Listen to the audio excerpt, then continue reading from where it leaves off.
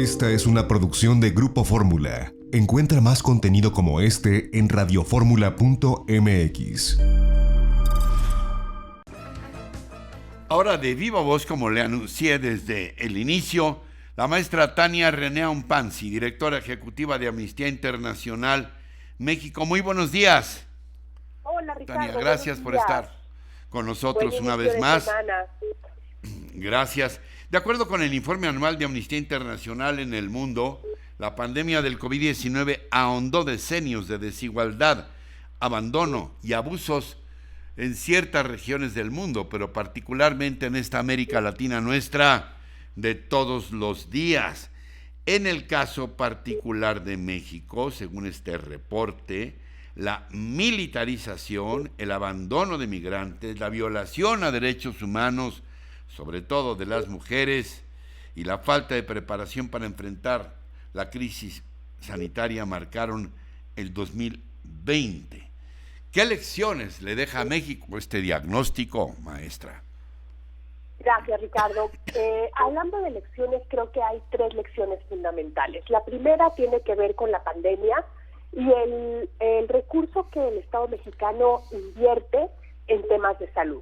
Desde hace décadas, el Estado mexicano invierte menos del 3% en materia de salud, aun cuando la Organización Panamericana de la Salud ha determinado que aquellos países que se encuentran mejor preparados para enfrentar una situación como la pandemia o simplemente enfrentar las necesidades de salud de la población, invierten entre el 6 al 8% de su Producto Interno Bruto en salud.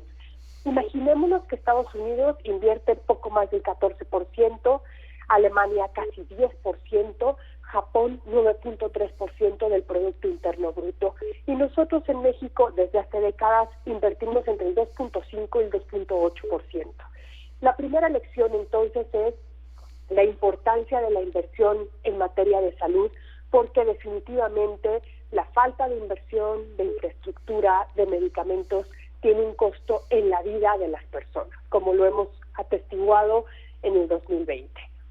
La segunda lección, Ricardo, es que México es hoy una desagradable fotografía de las violencias en contra de las mujeres.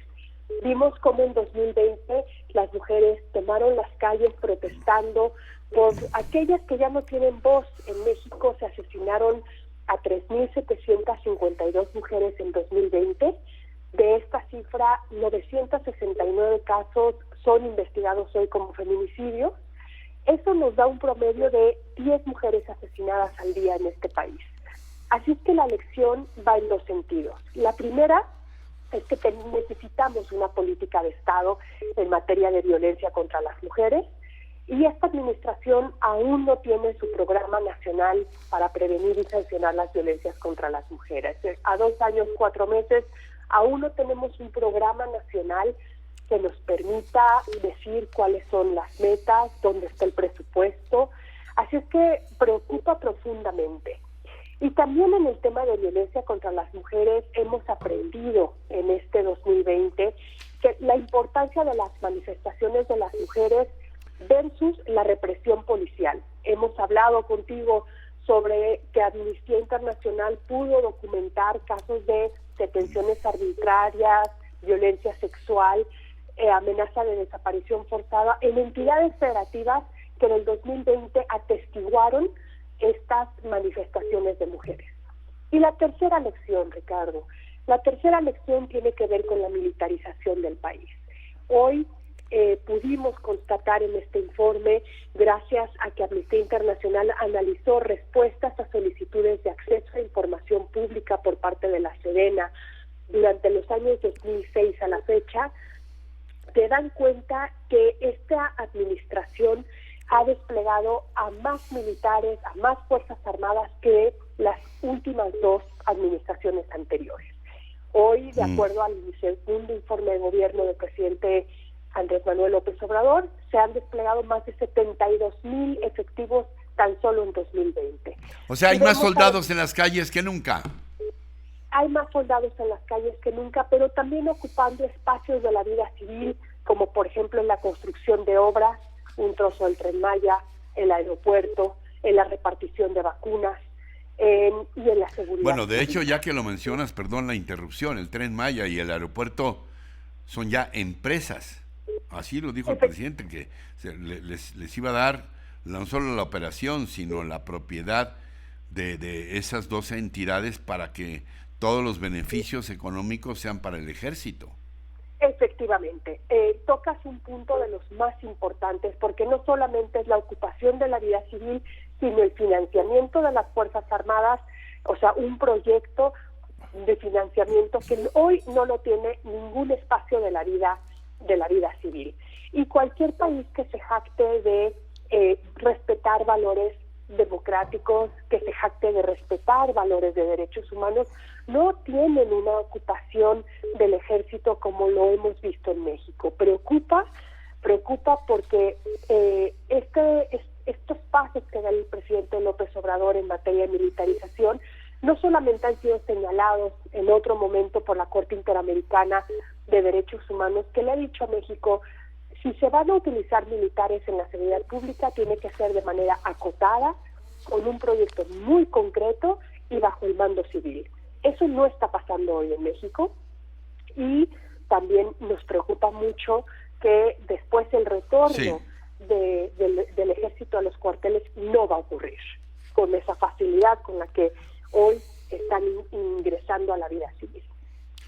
Claudia, déjame decirte algo, Tania, en función de la inacción o la falta de respuesta, no quiero inducir lo que tengas que decir, pero bueno, dirías que hay un rompimiento total entre los movimientos feministas de México y el gobierno, Tania. Yo diría, Ricardo, que este no diálogo es muy diferente en las entidades federativas. Hay que recordar que la gestión de las policías locales y municipales le tocan a cada entidad federativa, cada estado de la República. Vemos una relación muy diferente en la Ciudad de México que una relación totalmente distinta en Culiacán o en Guanajuato o en el Estado de México. Sin embargo, hay que recordar que el presidente López Obrador, antes de la marcha del 8 de marzo, puso ese muro que las mujeres después usamos para poder pintar todos los nombres de aquellas mujeres asesinadas. Y ese muro, de alguna manera, fue un acto simbólico de no diálogo, y sí de ruptura. Y cuando el presidente López Obrador hace estos actos simbólicos, de alguna manera da el mensaje a las entidades federativas que se permite, que es adecuado este tipo de formas de no diálogo, y pues nos ha preocupado mucho porque un presidente que se dice que la 4T es feminista se comporta alejado de esos valores feministas. Tania Reneau, directora ejecutiva de Amnistía Internacional México, como siempre, te agradezco tu confianza en nuestro espacio, que sabes que seguirá abierto. Gracias, Tania. Gracias, Ricardo. Un abrazo y buena semana. Buen día. Esta fue una producción de Grupo Fórmula. Encuentra más contenido como este en radioformula.mx.